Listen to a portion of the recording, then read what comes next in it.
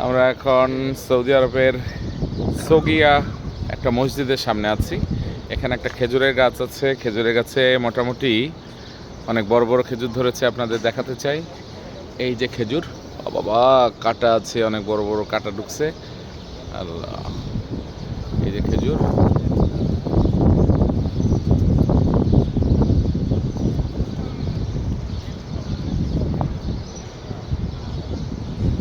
এই খেজুরের গাছটা সেভাবে যত্ন করা হয়নি, এর জন্য খুব কম খেজুর ধরেছে। তো খুব একটা বড় খেজুর গাছ না।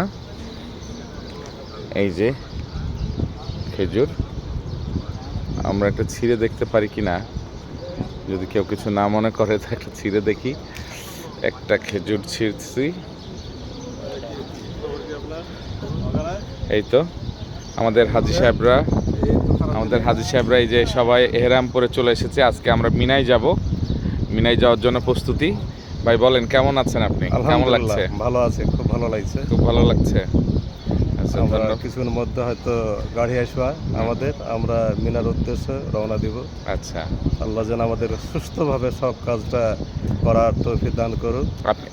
আপনি তো একজন মওল্যান সাহেব, তো আপনি হাজীদের এহরামের কাপড় না পরে কেন আপনি আগে পড়লেন, না, একটু এই বলবেন? হাজিদের এহরাম কাপড় পিন্ধার পর আমি পিঁধেছি।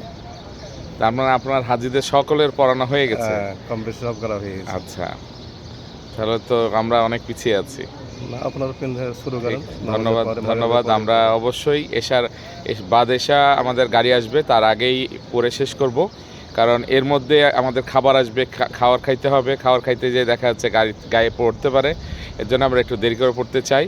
আর আমাদের বড় ভাই যেহেতু উনি অনেক সিনিয়র, উনি ভালো বুঝেন। এই হচ্ছে সোগিয়ার এলাকা।